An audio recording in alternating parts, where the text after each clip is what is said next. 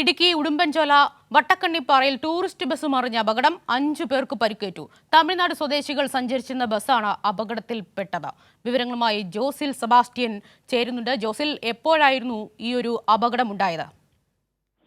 ബിജി, 20ഓളം പേരാണ് ഈ ബസ്സിലുണ്ടായിരുന്നത്. ഡ്രൈവർ ഉൾപ്പെടെ 20 പേരാണ് ഈ ബസ്സിലുണ്ടായിരുന്നത്.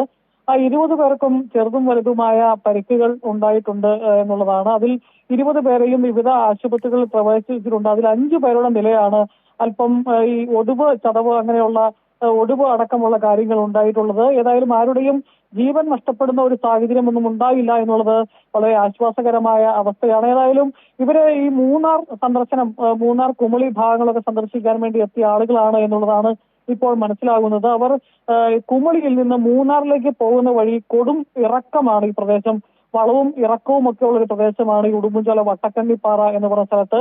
കഴിഞ്ഞ വർഷം ഇതേ ഇടത്ത് മറ്റൊരു ബസ് മറിഞ്ഞ് 2 പേർ മരിച്ച ഒരു സ്ഥലവും കൂടിയാണ്. അപ്പോൾ ഈ കുത്തിറക്കത്തിൽ, അതായത് ഈ മോട്ടോർ വാഹന വകുപ്പ് പറയുന്ന പോലെ ഈ 4 വീലുള്ള മിനി ബസ്, അതായത് കച്ചേഴ്സ് ബസ്സാണ്.